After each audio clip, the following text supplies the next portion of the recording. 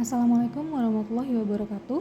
Hari ini saya akan menjelaskan tentang salah satu unit yang diproduksi oleh PT Bumi Indah Putra, yaitu USG 2 dimensi, merek BIPMET, tipe BWS 301 BW. USG BIPMET ini mempunyai layar TFT LCD 12,1 inci dengan kapasitas penyimpanan 128 GB dan memiliki dua konektor transducer atau probe yang bisa digunakan bersamaan atau aktif bersamaan. Seperti saat ini saya jadikan contoh, ini probe convex dan ini probe linear. Probe linear yang ini yang frekuensi 12 MHz ya, yang sudah sesuai sama permintaan Kemenkes untuk DAK 2023. Ini bedanya apa? Jadi untuk probe linear ini dia biasanya digunakan untuk small parts atau vaskular atau pemeriksaan di bagian permukaan. Jadi semakin tinggi frekuensinya maka makin baik resolusinya, jadi makin jernih gitu. Dia biasanya digunakan untuk pemeriksaan payudara, pemeriksaan tiroid, bisa buat testis dan abdomen bayi. Tapi si linear ini nggak bisa untuk jangkau organ-organ dalam. Jadi dia memang tidak digunakan untuk abdomen dewasa. Kalau untuk abdomen dewasa atau organ dalam biasanya makanya yang convex. Kenapa? Karena dua probe ini memiliki pola penyebaran ultrasound yang berbeda. Saya kasih ini ya, kasih gel biar terlihat bedanya.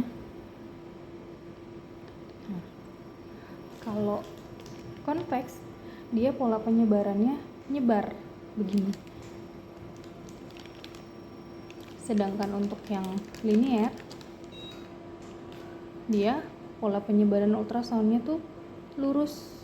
Nah, that's why harus disesuaikan tujuan penggunaan atau tujuan pemeriksaannya itu apa.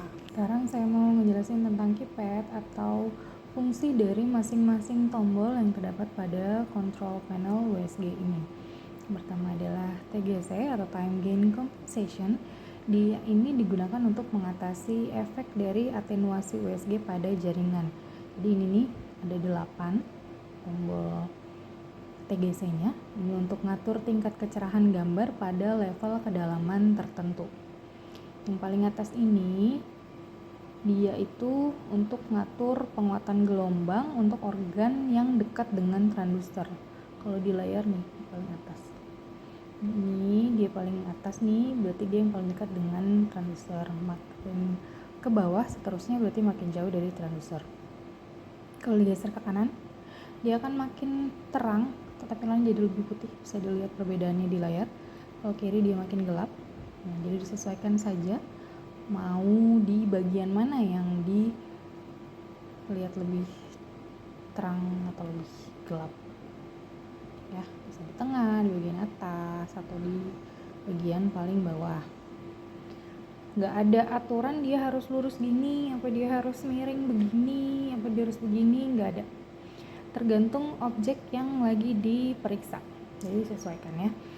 Lalu ini adalah tombol gain. Kalau yang ini tuh bisa satu-satu, tergantung titik mana yang mau diperjelas. Nah kalau ini untuk ngatur tingkat kecerahan gambar secara keseluruhan.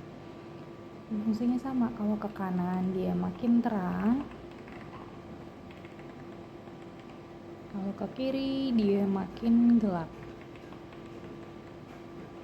Nah, ini trackball. Ini satu tombol ini berfungsi untuk 3. Jadi kalau ini lihat indikatornya, sekarang lagi berfungsi sebagai IP.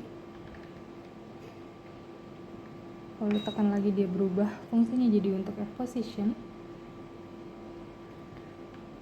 Kalau ditekan lagi dia untuk F number.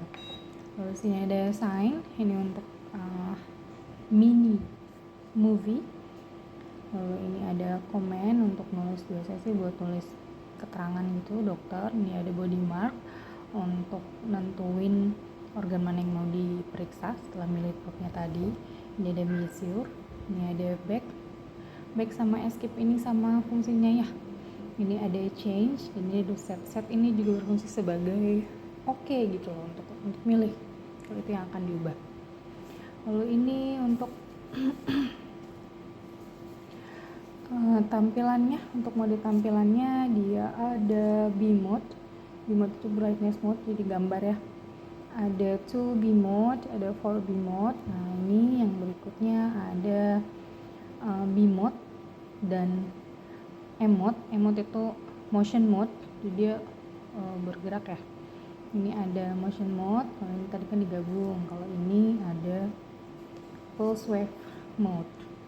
Kalau ini ada sama, ini seperti ini, satu tombol berfungsi untuk depth dan zoom. Depth-nya itu untuk ngatur kedalaman.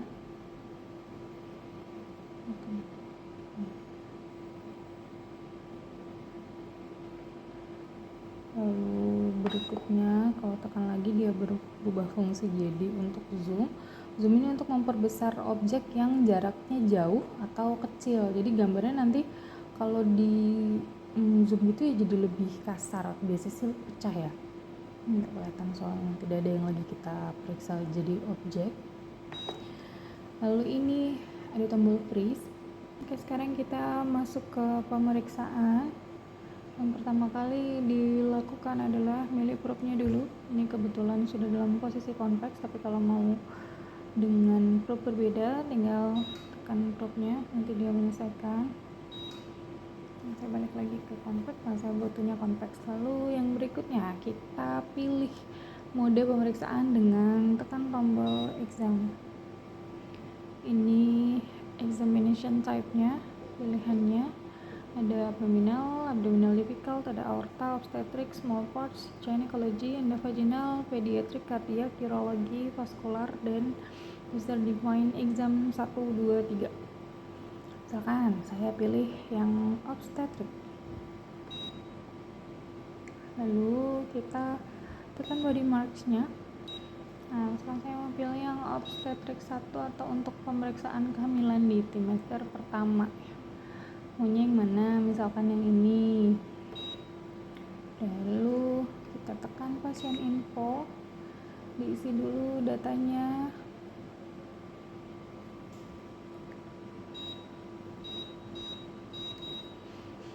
ID-nya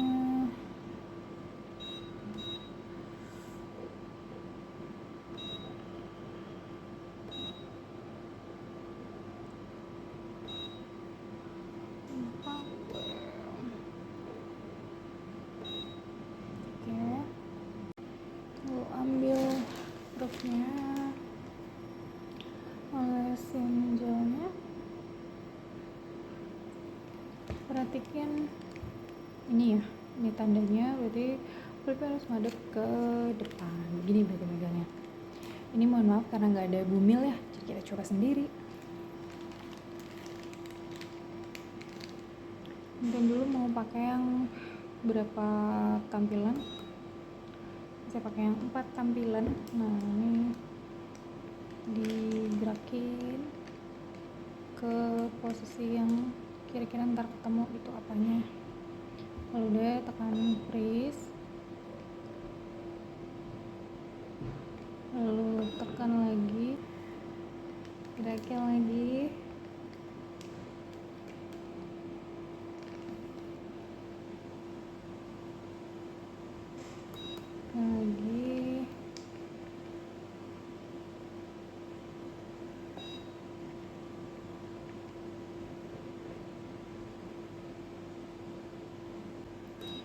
berikutnya ini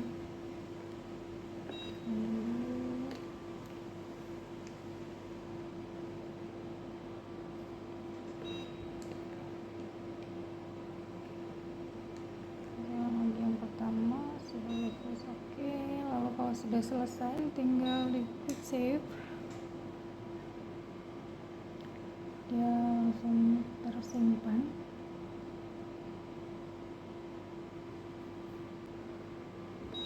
Kita bisa lihat hasilnya. Kalau mau print udah langsung tinggal tekan save. dokternya siapa, ini yang tadi untuk image nongol yang tadi. Itu cuma tampilan gini doang, keluar lagi. Kalau mau di save sebagai PDF ya PDF, kalau mau print langsung print. Ini karena saya tidak connect ke printer jadi muncul notifikasi seperti ini. USG 2 dimensi BIPMED ini sudah mendukung telemedicine ya. Dan terkait telemedicine ini pada tahun 2022 Kemenkes mengeluarkan syarat wajib untuk seluruh pemilik USG bahwa USG yang beredar harus memiliki fungsi input dan output dengan format DICOM yang tidak dikunci oleh aplikasi bawaan dan dapat dibuka oleh viewer yang freeware atau open source. Dan BIPMED sudah support open source DICOM viewer. Bisa lihat di sini, jadi udah nggak kunci lagi.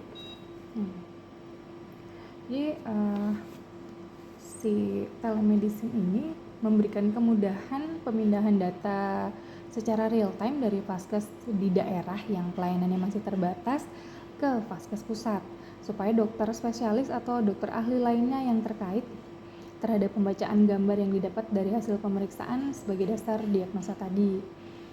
Untuk penggunaan DICOM-nya, maksudnya implementasinya gimana, akan saya bahas di video selanjutnya. Karena untuk video yang kali ini memang saya hanya fokus ke how to operate-nya aja.